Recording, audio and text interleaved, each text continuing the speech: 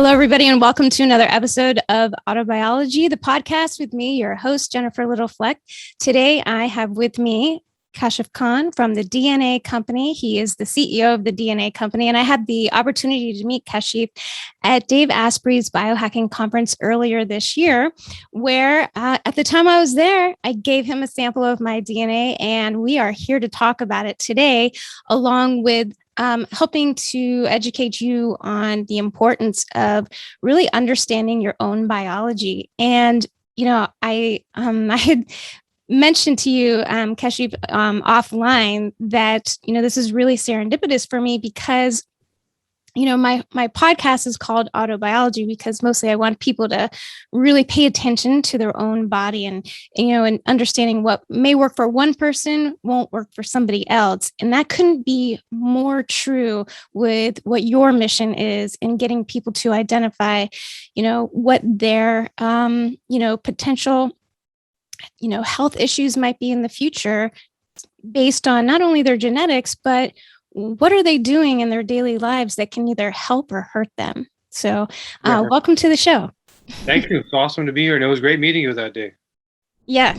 It was a fun, it was a great lecture that you were in. And I have to be honest with you, I've probably told those stories that you told like 25 times since the conference because they were so powerful. So maybe after we go through my report, you can share with us some of those other examples, that you had shared at the conference. Sure.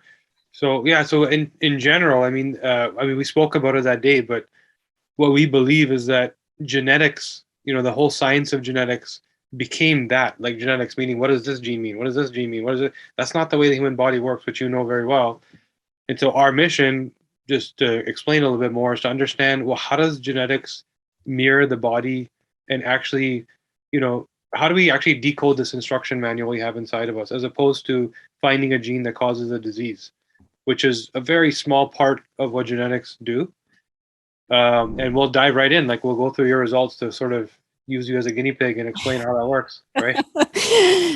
I am a little scared. So I'm not going to lie, but you know what? This is a great educational moment. I think for a lot of people, and so I'm definitely happy to be a guinea pig.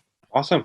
So we'll start with your brain, which, off the bat so far, the brain seems good. I've spoken to a few times, right? Yes.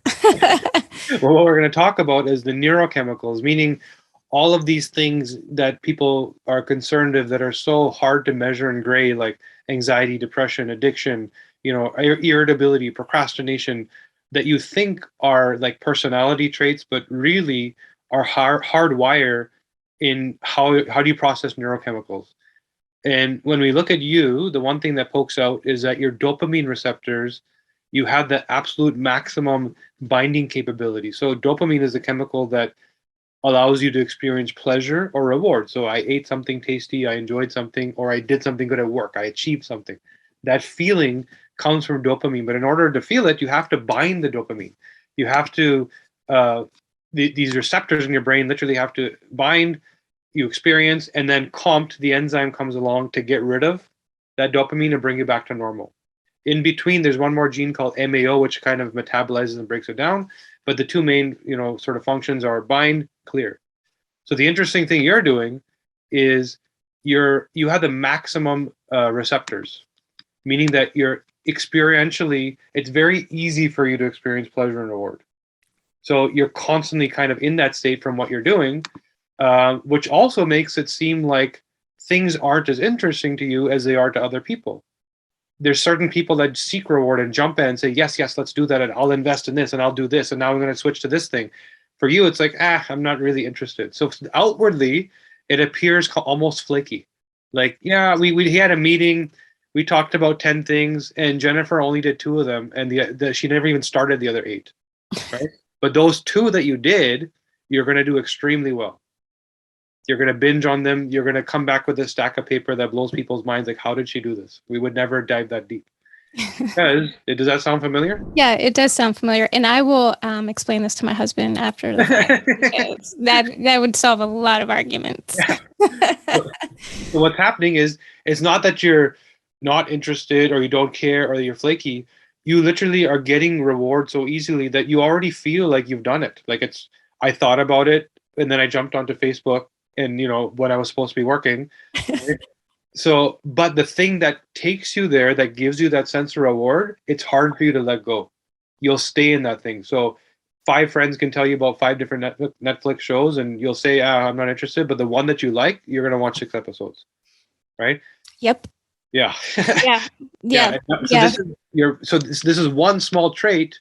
Now, if we start to layer other neurochemicals on top of that, and by the way, because you're comped, the enzyme, you have the fast version. So you're kind of diving deep on the things you like, but it doesn't last very long, which means that it allows you to shift gears. So this is why you're functional. You're not a binger that's getting lost, like a scientist that locks himself in a room or herself in a room that doesn't want to talk to anybody. You can come back because the comp is quick enough to bring you back to that outside of reward or pleasure state, which allows you to do what you do. When I'm doing what I need to do, I'm diving deep, but I can also come right back to whatever the next thing is: parenting, relationship, whatever. Right? Very So now interesting. so now we layer on top of that your other neurochemicals, which are optimal, which makes you so good at what you do. So adr2b, your ability to sort of ignore or completely imprint trauma and pain. You have the optimal version, meaning that when it comes to, God forbid, the car accident or the fight or the whatever pain, anxiety, fear inducing moment, you just let go. Meaning that you experience it just like anybody else. You know what happened, you know what it means. But the next time there's a car accident, the next time you drive down that street, it doesn't mean much. To the other person, literally PTSD. Right? Car accident, I'm never going on that street again. I can't be in that color car again. If I even hear a bang for the next 6 months, I'm screwed up. For Wow. you, does that resonate? Yeah, it actually explains. A question that I get a lot is I had a very severe accident on a horse right at the beginning of COVID because we weren't allowed to do anything, so I was always out riding because it was the one thing I could do. Obviously without a mask in the middle of a field by myself, and I fell and I broke my wrist in two places. I broke ribs, and my rib punctured my lung. I was in the hospital, and it was pretty bad. But pretty much the first opportunity that I had to go riding again, I just, and if you look at my Instagram, you can see I'm on a farm pretty much every single day playing with horses and, doing all kinds of stuff. So yeah, that makes a lot of sense.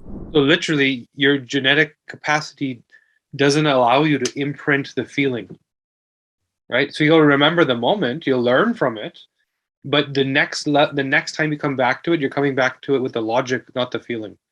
So you'll just make the correction and you won't make that same mistake again. But it's not like horses are bad, right? That's the trauma. So you'd be a great frontline warrior in military, no PTSD at all. Yeah.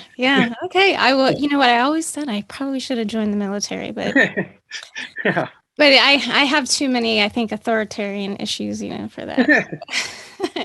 So now we layer on top of that your serotonin. You're also optimal there. You actually have a really unique profile, by the way, cognitively. We don't see this combination often.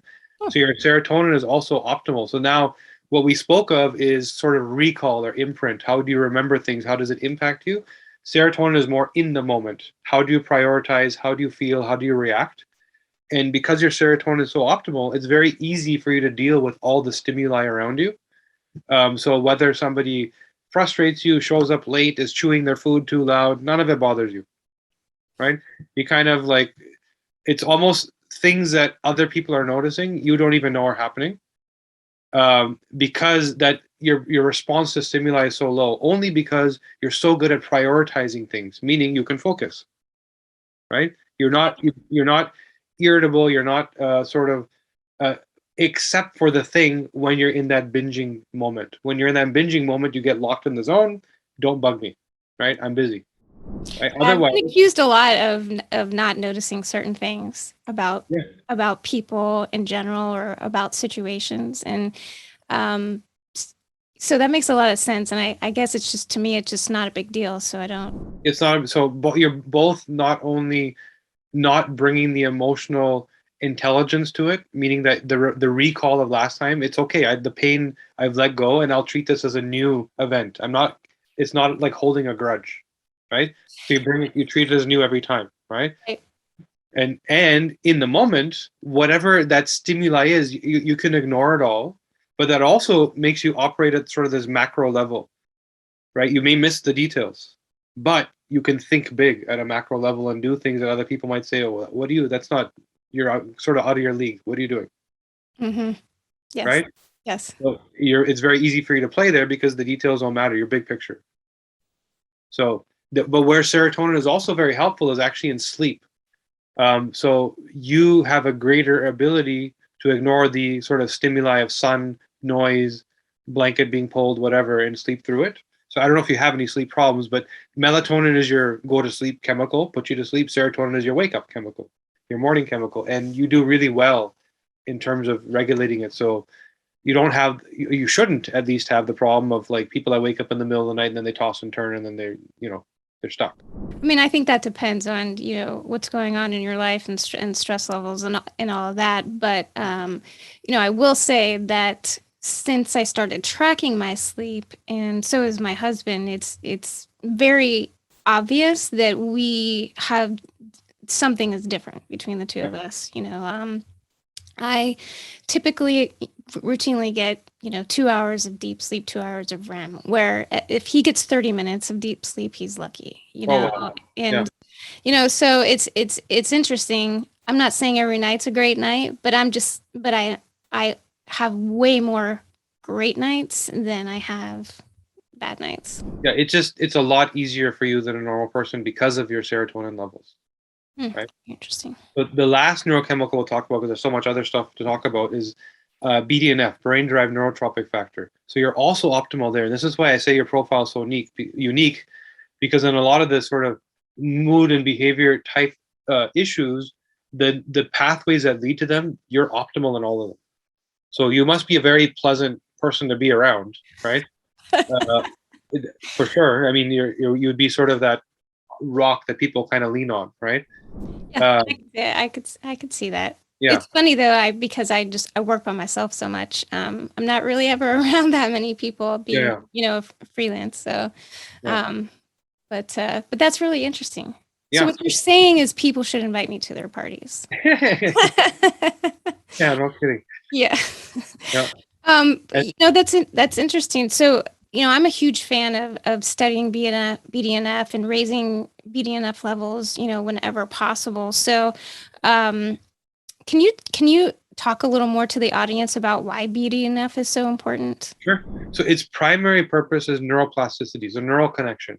And what it's studied and reported in genetics is, you're either good at dealing with concussion or not good at dealing with concussion. It does so much more. But it's true that neuroplasticity is the root solution to concussion. You need to repair, right? And if you do that well, it's harder to get to concussion and you recover faster. But it also speaks to mood and behavior, meaning that sort of drama queen response. So on one end, we said that you don't, imprint the negative stimuli, but even if you did, it wouldn't mean a lot because your BDNF is optimal. So that the person that gets a lawyer letter in the mail and they're just done for the day and they can't function, versus the person that gets a lawyer letter in the mail and they're like, okay, I read it. Now, oh, by the way, I was busy. I already had something else going on.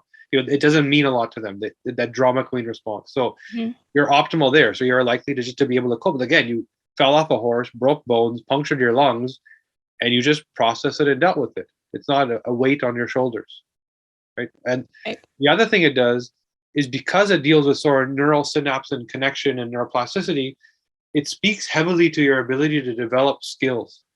And we find that people that are, again, going back to the example of the scientist, the person in the lab that has tunnel vision, that is so good at what they do, and every email from them is 3 pages, right? But tell them to shift gears to doing a podcast, or let's go, work on some technology meeting, or they just can't do it, right? And they'll get frustrated. They can't handle the failure of it. And you're the exact opposite of that. Your BDNF is so optimal. You can easily go from riding a horse to practicing medicine to recording a podcast, to making business deals. You can do multiple things at a sort of masterful level because it's so easy for you to develop new neural connections to learn. Wow. I teach and talk about learning all the time because it just fascinates me how the brain learns, and how, you have to make memories first to be able to learn. And that all depends on, neural connections and how strong they are, how often you practice recall and all that kind of good stuff. And, um, when I was listening to some of your other podcasts, you had talked about how this is what allows really successful entrepreneurs to do what they do as well, right? Yeah. Because they can, especially serial entrepreneurs, and, when I heard that, I thought about it and I was like, oh, wow, that's me. I have this whole like medical writing business. Yeah. I have a whole podcast. I have a whole, I just started writing, books. I just started writing graphic novels, and I'm doing all these different things, and at the same time, you have all these, making sure I, get my exercise in at the farm and being a mom and, and all that kind of stuff. And I was like, oh, so that's why I can do all this stuff. And other people struggle with, just getting up and going to work in the morning. Yeah. Exactly. So it's just very easy for you to sort of develop new skills at a high level, not even at a basic level, right? So now the reason, so when we're working with people clinically, we usually look at the brain first, and what we just did in 15 minutes, we can spend another 3 hours on, by the way. We can dive a lot deeper, right? We just surface level, like looked at what do you kind of look like. So by understanding the mind at a genetic level, you then can do everything else much better because now you understand how you perceive things. You understand how you're actually going to get motivated. How, for example, I can't ask you to pursue reward because you don't. I'm not going to give you a daily schedule of things to do because by the third or fourth day, you're not going to do it anymore. Right? Yes. But for me, I need that. If I don't get, if like the time that I was supposed to go to the gym, if a friend was late or if, the gym was closed or whatever, I get frustrated. I have to have the schedule, right? Because my dopamine levels are exact opposite of yours. And I sort of, that tick box check, getting the tick box checked, it gives me that satisfaction. So understanding this, whether it's about yourself or about a patient, allows you to better deal with the solutions for yourself or a patient. It's not just here's the things you need to do, but here's how you can do it. And how do you even speak to the person? There's people that we get on calls with that we know the first 10 minutes is just them going to be telling us why our product doesn't work. And we know, guaranteed, that's the first 10 minutes, and we have to let them do it because they're going to find the one thing that is like 2% wrong, and that's all they're going to talk about. And then we have to let them unpack it. And by the end of it, they're the biggest super fan we could have. And this happens with that same profile every time. So now imagine the power of knowing this is how you think and perceive the world and how much better you can then implement whatever you're trying to implement. Well, yeah, you can set up, you can almost set up a routine for when you are either meeting somebody new for the first time, starting a new job, right, or the fact that that you're going to have to take on new responsibilities. You can sort of, plan for those responses that are just that you're just wired for. Yeah, exactly. And we've done this type of work with like athletes, executives, professional athletes that like during clutch time, I just fall apart, and we show them why, right? Oh, mom is asking me for tickets or a new car, and I just can't do it. She doesn't understand. I don't make the kind of money she thinks I make. Mm-hmm. You have to teach them how to cope with those things, and it's different for different people. Okay, so now that was the brain. Let's jump to a couple of the red flags that came out. Yeah, that was the good part, people. Now we're getting into the bad stuff. Here's my flaws.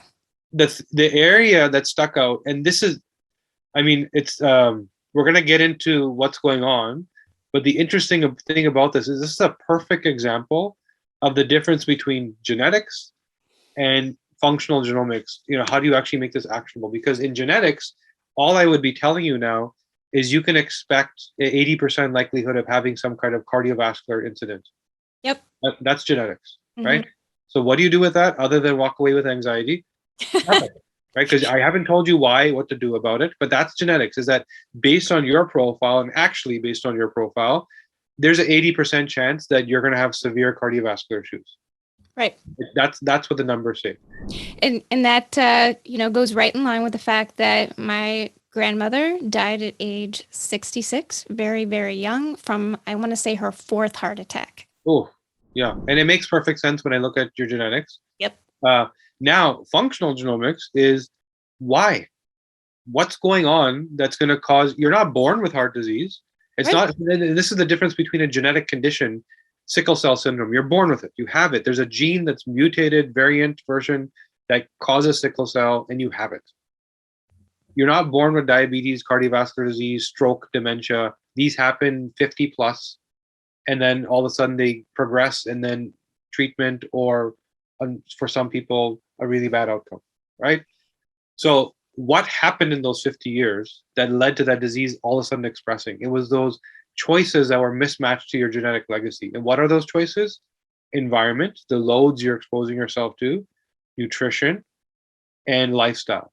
Lifestyle is like exercise, sleep, all the things that you do, and nutrition and environment are obviously the things that you expose yourself to. So now in your case, what we see, there's two big red flags. The heart disease typically doesn't happen in the heart. It usually happens in the arteries around the heart, blockage, calcification, and all of a sudden blood doesn't flow, and then the heart doesn't get enough blood and there's a heart attack. Right. So why does that happen here in the arteries? Because some people, like yourself, have bad hardware, right? So you have, of the arterial structure, the inner lining is called the endothelium. And this is one of the things we talked about that day. Yes.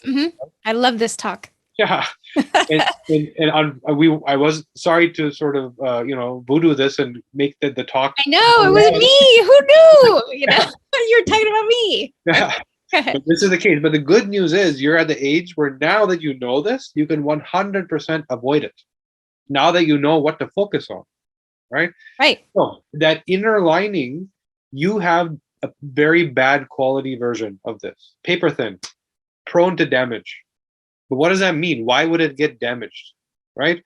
Right. So now the other thing we see, another big glaring red flag is, and I almost giggled as I opened this up, which was kind of evil, but because it's so clearly the example we were talking about, and it happened to be you, right? You are literally missing the detox genes. Forget about what version, you don't even have them. I know. Can you believe that? Like 2 out of the 3, I don't even have them. You don't have, and these are the main genes that instruct glutathionization. So glutathionization is take toxins that are in the blood, bind glutathione, send it to the liver to metabolize and get rid of it. Everybody does this. You don't, right? At the gut, the first line of defense of the gut, horrible. In fact, I'm just going to poke and look at one thing. And now, what does that mean? It means that you are chock full of these toxins that are causing that damage to that poor quality endothelial lining. That cellular structure was not designed to deal with that level of sort of toxic insult, right? And now you have the bad quality version of it. So at the lungs, you're actually doing quite well. So your ability to deal with, airborne toxins, chemicals, mold, perfumes, whatever would give somebody like a minor headache or whatever, you don't do that. You do that quite well. Your first line of defense here is good. Mm-hmm. Once it gets in, you don't handle it well. You don't have any soldiers in the bloodstream getting rid of the stuff. It's just free flowing. Your gut lining, zero capacity. So there's no frontline soldiers there defending you. Whatever you eat that has pesticides, drying agents, any sorts of mold or chemicals, gets right into your blood, and it's probably going to cause inflammatory issues to your gut, which you may have noticed with certain foods. I can't understand, why it's absolutely. So It's so crazy because, I actually did a podcast a couple of weeks ago, just me talking about, why I started my podcast in the first place. And, it had to do with my mother-in-law having colon cancer. But one of the things that I went over was that right after she died from that, I took a good look at myself and I was like, something is wrong with me. And I don't know what it is. And I just happened to watch a podcast with Dr. Gundry. And that's how I found Dave Asprey. And, I was like, and I say at the time, I literally had diarrhea for like 6 months and I did not know why. Like I Yep. couldn't figure it out. Like I've just had gut issues for forever.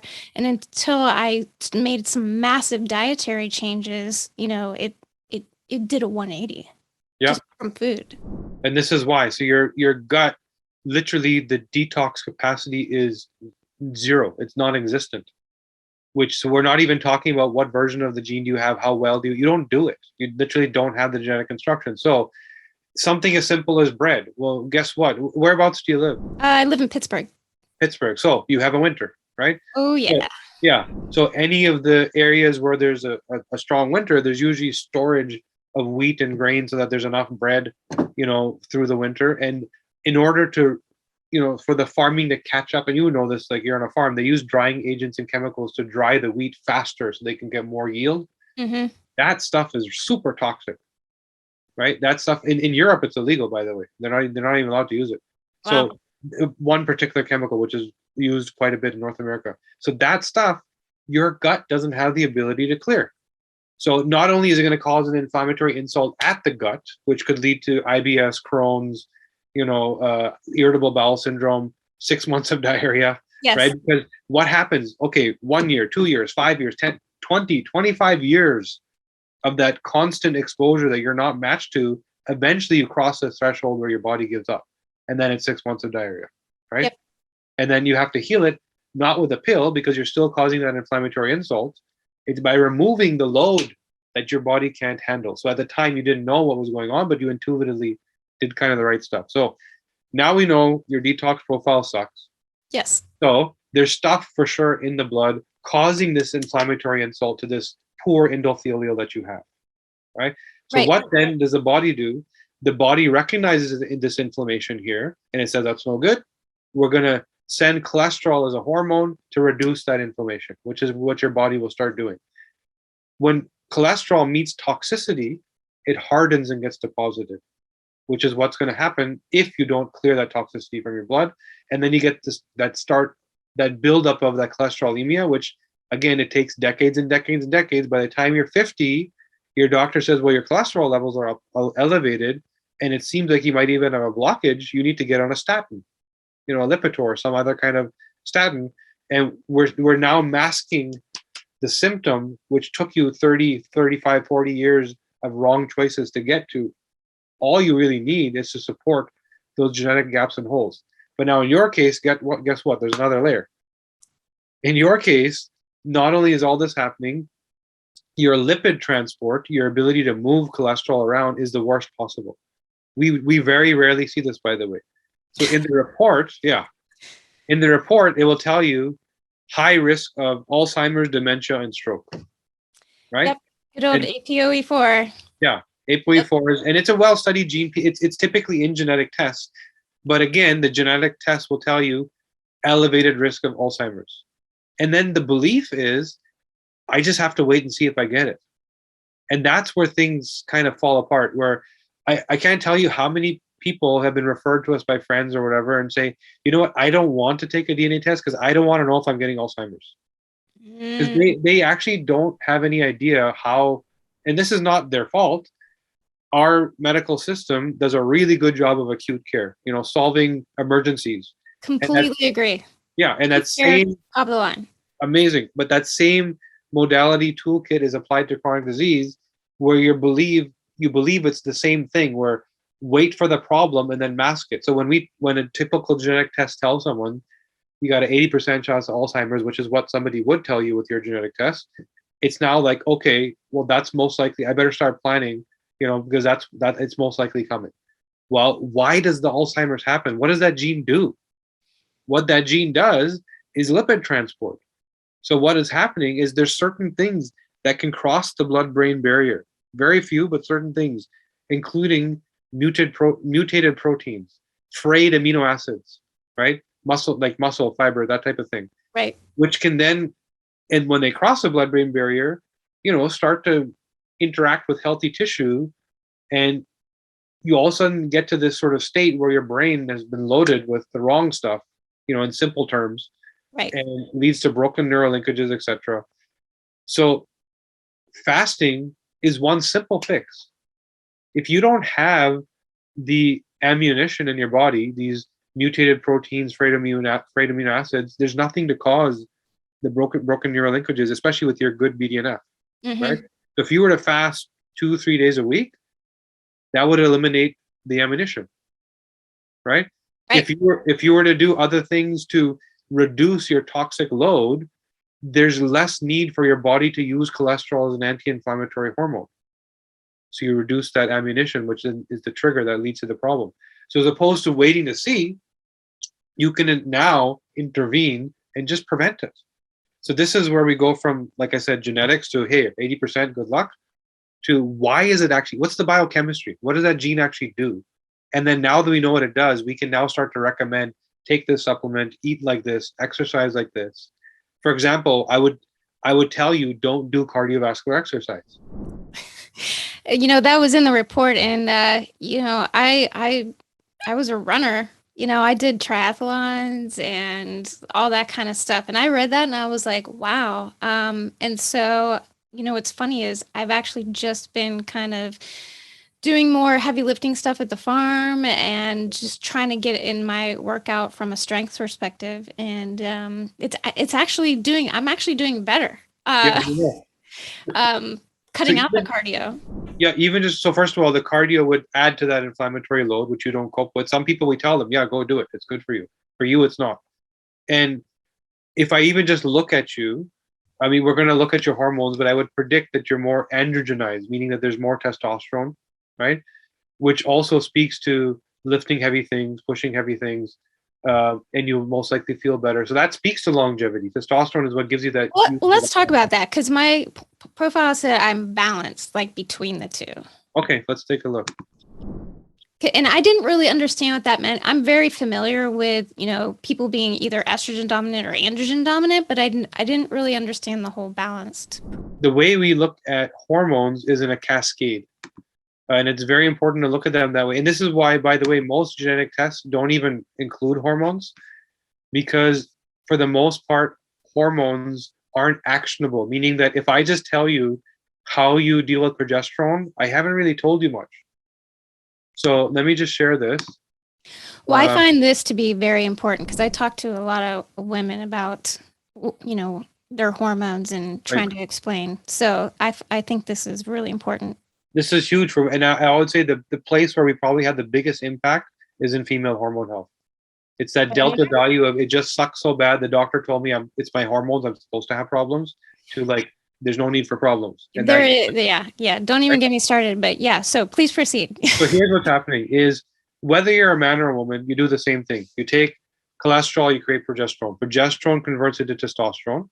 Right. And then testosterone either converts into estrogen, gets cleared as an androgen from this pool, or converts into a DHT.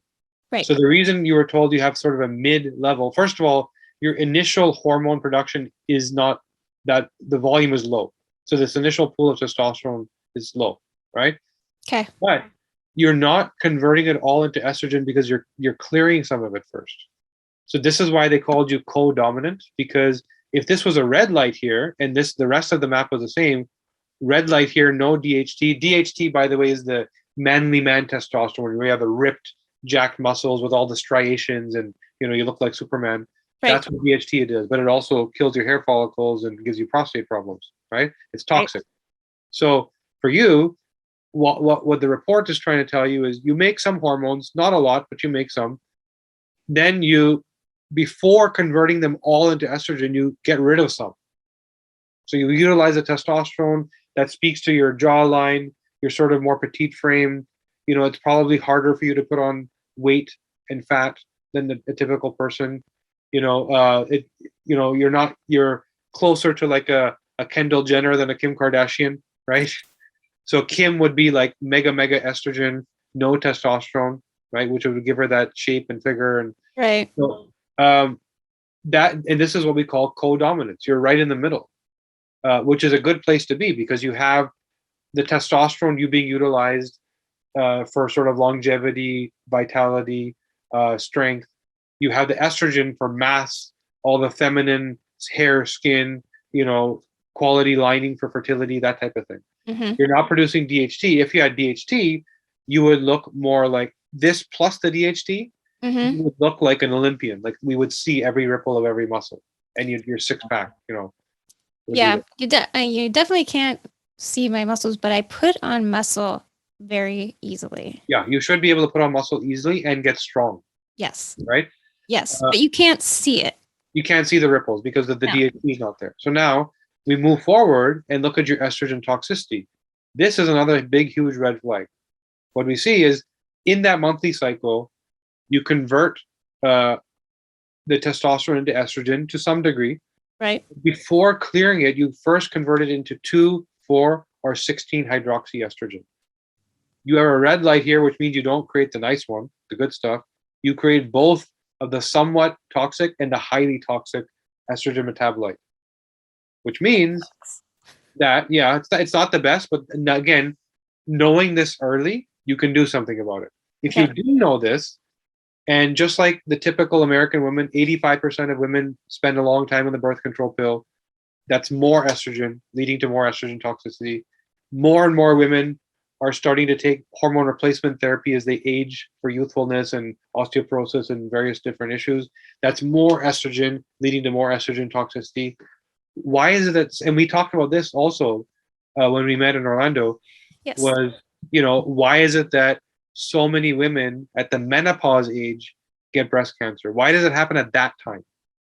Right? Why not 16 when they hit puberty, or why not 80?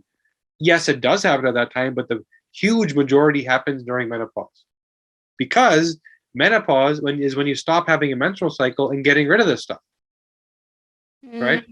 Okay. So Right. right now you're clearing it. You're getting rid of it every month. There's still some harm being done, Right. especially again if you take a birth control pill or eat estrogen dominant foods or have estrogen mimics in your environment. There's things like chemicals and such that mimic estrogen when they enter your body. Now, once you get to menopause and you're no longer clear, your body says, oh, there's this toxic metabolite. I need to keep you safe. So I'm going to go store it in fat. Right. Because fat doesn't hurt you, right? Right. Where do women have fat? In their breasts, right?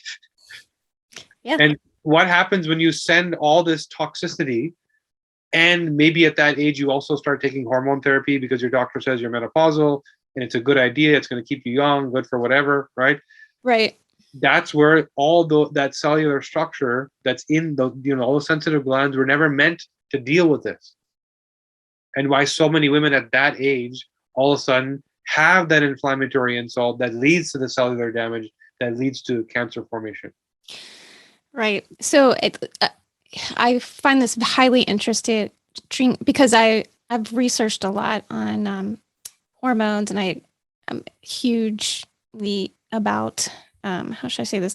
Educating on the Women's Health Initiative studies that came out in the early 90s, where we started finding out what all of this excess estrogen and does in women with or without a uterus, and at what point in their lives, and we started learning about the increased risk of breast cancer, of thrombosis and all this kind of stuff. And so I love that you're now educating women on why this is happening, Why it happens, exactly. and why it happens to some women and not others. And to me, now that we have this kind of information available, especially as we enter menopause, I'm my birthday is next week. I turned 47. This is hugely important for me to understand at this point in my life. Yeah. But I wish that women would understand this earlier, in their 20s, when they're thinking about taking birth control. Yeah, and taking it for 5-10 years, Yes. which is often the case. So now the woman that's taking birth control pill, it says right on the side of the box that there's somewhat one of the potential risks is increased stroke, increased risk. But why again is it some women get a stroke and some don't? Right. Because from prolonged use, potential risk of stroke. Because some women are estrogen toxic, some are not. Some have poor quality endothelial linings, some have poor lipid transport and vasculature of the brain. That's one piece of the puzzle. We're saying that you're already like a sitting duck. You've got the wrong suboptimal profile, but it takes that trigger to push you over the edge, and the trigger happens to be the birth control pill in that case. for these various different types of women. Now, when we look at the last step is there's hormone dominance, what do you produce? Then there's hormone toxicity, what quality is it? Then there's clearance, how do you get rid of it? So there's good and bad news, where the good news is you have your SAW2 and your COMT is fast, the same COMT that clears the dopamine from the brain. Mm-hmm. Right? The bad news is, again, you're missing those detox genes, right? So you're somewhat in the middle for clearance of this stuff. So what this speaks to is less input. You need less estrogens entering your system, and you also need support in clearance to make sure that the body isn't overwhelmed with toxicity where now it needs to go store it in fat. It can just never, it's cleared through your work of taking the right supplementation. Right. And so what is that supplementation for people like me? So here's the funny thing is, I can't tell you how many women we've dealt with that, have heavy metals or some kind of toxic marker in their blood that go to their naturopath. And you would think, okay, what is detox? It's glutathionization. That's the process. Right. So if this person is toxic, why don't I give them glutathione? It makes sense if that's what causes, if that's what detoxes you. But what happens in some of these women, many, they take the glutathione IV at a naturopath office, and then they're knocked out. They're in bed for a month. And then the response to that is, well, yeah, because you have all these toxins that are just now kicking all over the place and making you. No, what's actually happening is you don't have the genetic instruction telling glutathione what to do. You don't have the gene, like you, right? So now glutathione is in your body, yes, binding onto toxins, but also binding onto minerals and nutrients and everything in the bloodstream, and literally putting you in bed. Wow. And so what's needed is the precursors, ingredients that go to work on their own. NAC, selenium, alpha lipoic acid, glycine is a big one. So these are the things where precision supplementation, supplements are considered safe, which they are. There's no sort of dire consequence. But for some profiles, yeah, it's going to give you an adverse reaction. Like some women will end up in bed because of taking glutathione, which seems harmless. Wow. So a couple questions here. First of all, this is why offline I told you that if I had not become a biohacker, I'd probably be dead by now. I've been taking NAC supplements for 2 years, and I actually recently just started glycine, but I take a whole crap load of supplements, every day, depending. But I was taking glutathione. So are you telling me that I should stop that? Is that not helpful at all? For you, no. It's literally you'll feel better off of it. If you're taking the glycine and you remove the glutathione, you'll actually feel better. Wow. Yeah. This is like mind blowing to me. Right? And it's mind blowing to us that this information exists, and everyone we talk to is mind blown because it's not provided. So that's our mission, is to get it out there. As we're a research company that has just recently sort of launched commercially. Yes. We spent a lot of money doing a lot of research for a number of years, and now we're saying we're ready to get out there. But, that reaction is appropriate because nobody knows this stuff. Nobody hears it. Well, like you said, we hear, glutathione, we need to ramp up that pathway, provide, so, we talked about NAC, but, what about other things that are part of that pathway, that glutathionization pathway? What are other things that people can take to ramp that up? Vitamin C or, NAD supplements, niacin. Yeah, so NAD supports cellular health, right?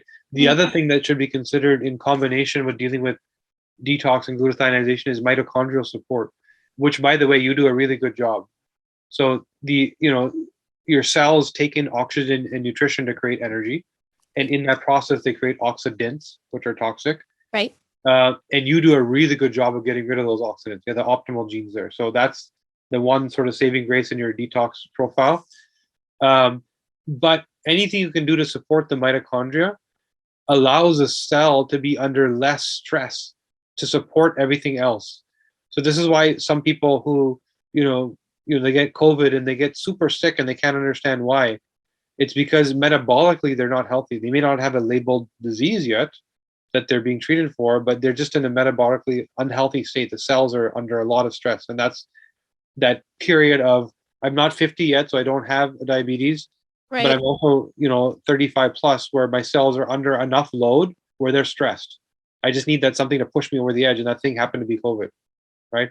So that's where I would say you don't need much more in terms of detox, but you do need to consider the other systems, mitochondrial support, methylation and anti-inflammatory. If you can support your methylation pathways, which then support the ability to deal with the inflammation being caused by the toxicity, you're kind of hitting it from all angles. And methylation is like your B complexes, but even there, you have to be specific. Do you take a sublingual under the tongue? A simple thing like, did your ancestors eat beef or did they eat goat and lamb? Well, guess what? If they ate goat and lamb, which is true for a lot of ethnicities, then the B12 pill that you swallow, you genetically can't even metabolize because there's a gene that tells your gut what to do and what to do. There's some people that need it under the tongue or an IV, and that plus the B complex, B9, etc. So I would say it's like attacking it from multiple angles: the detox, the mitochondrial health, and the methylation or anti-inflammatory response. And that's your like cellular health package. Now all of a sudden your cells are healthy and you're resilient. It's so much easier to cope with all of this stuff.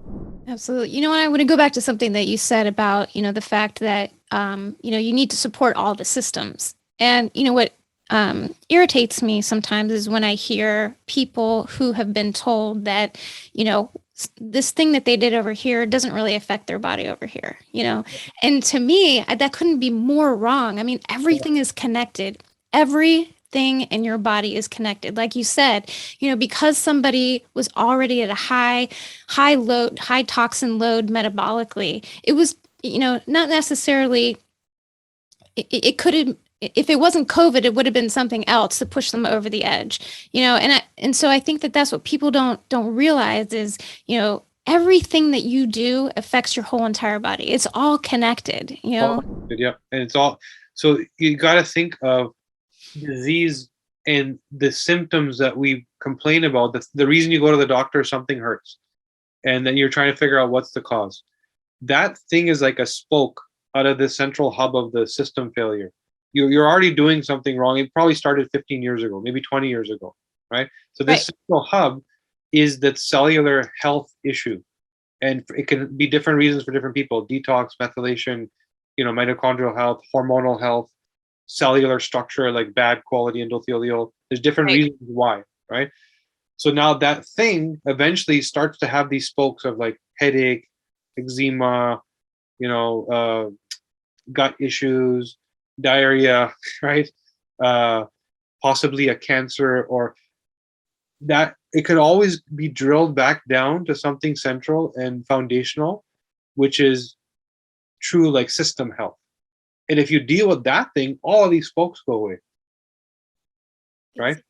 Yeah. That's health. That's not symptom masking. That's not reactionary. That's being healthy. Like, you were born healthy. Why not maintain that? And one day you're in the Bahamas and the coconut drops on your head and you die. That's how it should be, right? You should die healthy. Yeah, exactly. So I know we only have a little bit of time left, so I wanted to talk about the fact that the DNA company itself. You mentioned you started out as a research company, and you've just commercially launched, and doing things like this, for anybody, for the average individual. And as a medical writer and researcher, to me, this is a huge amount of data that you're collecting. Yeah. And, one of the things that I was working on a project a couple years ago for rosacea, and I happened to find a clinical study report that was drawn up through the usage of the 23andMe data. And it was, in the authors of the paper talked about how it was groundbreaking for rosacea because they never before had such a large pool of people that they were able to survey about a very specific disease state or affectation who could answer environmental questions, right? And it gave them insight for the first time ever into genotype translating to phenotype. Right. And, so like I said, this was a couple of years ago, and that's exactly what I see your whole goal really is telling people, listen, because you have this, combination of genes, you can potentially expect this.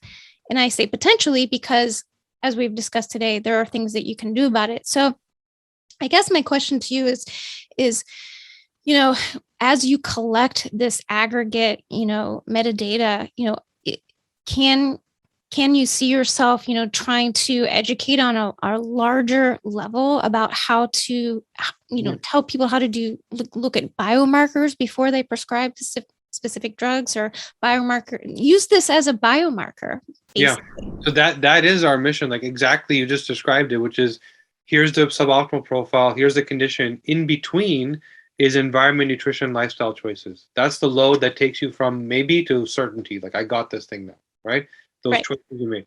And what we're saying, like you just expressed, that knowledge is novel. Most clinicians aren't aware. They're aware there's something there, but they don't know what it is, right? So our mission is just, yes, you can go to our website and you can buy a DNA test. You can learn about yourself like you just did. In the background, we're building a database so that every health and wellness business, whether it's a multi-billion-dollar cardiovascular conglomerate to like a mom and pop gym that wants to make a personal training program, we're opening up that API, that technology, so people can plug in, take our insights, and do what they do better. There's a lot of companies that are taking diabetes, for example, and they're making it more technology enabled by putting it through apps and behavioral change, but it's still the same old protocols. It's just technology wrapped around the 1950s protocols. If you can personalize it through genetics, all of a sudden it's not a 7 out of 10 experience. It's 10 out of 10 people get the benefit out of it. And there's no more trial and error. Let me try this thing and this thing and this thing. Oh, finally something worked for me. Why don't you just know up front what you're supposed to do? Your genetics are already telling you. You just need to read the manual, right? It's like you don't buy a car and first try diesel and then try propane and try gas. You ask them, what gas am I supposed to put in this car? What fuel, right? Because the first two are going to break it. Right. So it's the same thing. So that is, in fact, our mission is, yes, we want people to buy tests, learn about themselves, work with our health coaches, make changes. But the big mission is, with this database, anyone that's in the health and wellness business should be able to tap into it and make what they do better and personalize, so that it's not only us helping people, but there's all these tentacles of other people helping people in this way. That's what we're trying to do. Wow. That's amazing. I just can't even wrap my head around the kind of data that you're going to have access to, over the next 5, 10, 20 years.